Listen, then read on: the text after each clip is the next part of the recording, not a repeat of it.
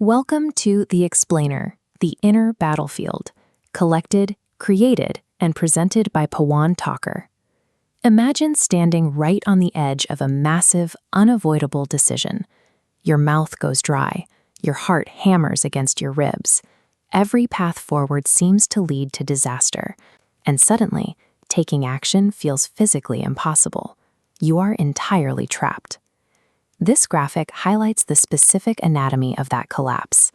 We see a warrior brought to his knees, paralyzed by three internal forces: deep attachment, the fear of consequences, and total moral confusion. History records two of the ancient world's greatest leaders experiencing this exact system failure.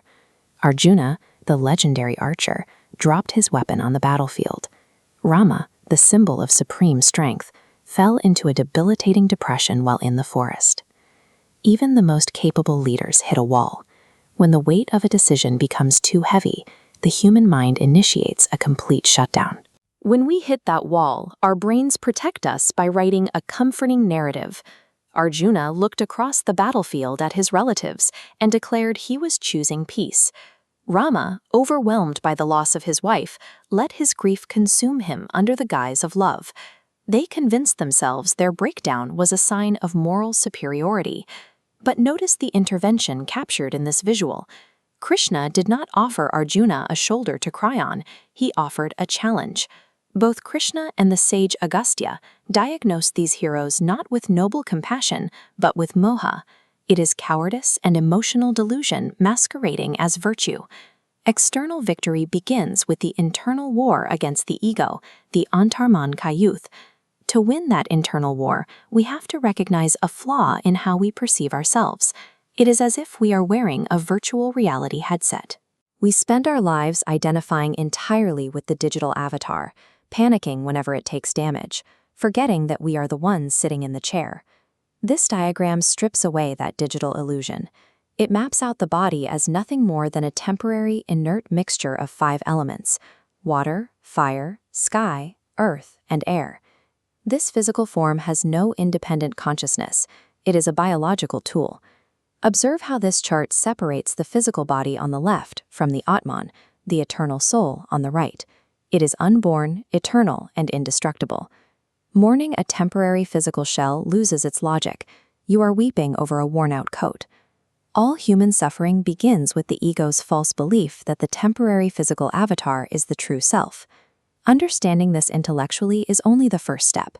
To forcefully detach the mind from the physical body, the ancient texts prescribe a specific mechanism known as Viraja Diksha. It involves a mental exercise of reverse engineering. You visualize the heavy earth of your body dissolving into water, and the water evaporating into fire.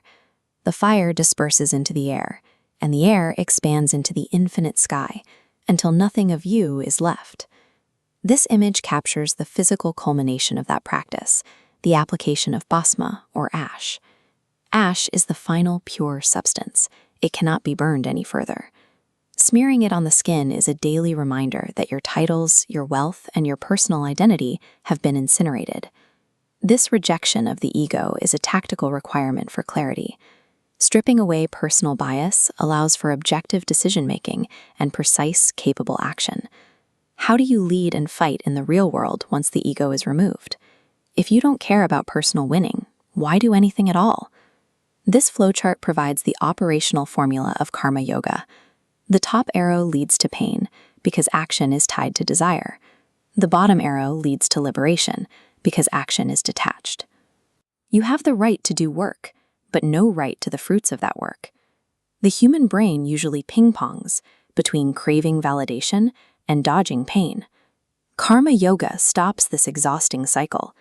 You execute your duties with maximum intensity, but you violently sever your emotional attachment to whether you win or lose. The result is the sthita prajna, a person of perfectly stable intellect, represented here by the dark rock standing in the fiery sea. Crushing defeats and massive victories crash against them, but they remain internally undisturbed. True equanimity comes from mastering the internal response to a battlefield, not from avoiding the fight.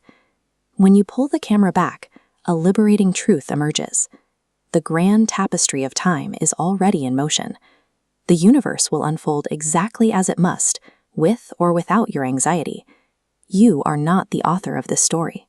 Your only valid move is to surrender the need to control the narrative and become a willing instrument of the divine order. This is the paradox of power. Rama was granted the world-ending Pashupat Astra weapon, but only after his ego was entirely dead. Supreme power and responsibility will destroy anyone who tries to wield them for personal glory. This level of influence only remains stable in the hands of those who have mastered their inner selves. Look at the massive sleep-depriving dilemma you are facing right now, the decision that is causing you to panic. This diagram shows the specific intersection of devotion, action, and knowledge. When these three align, the mind achieves liberation from its own panic. Ask yourself, how much of your daily exhaustion is just your ego frantically trying to control the weather?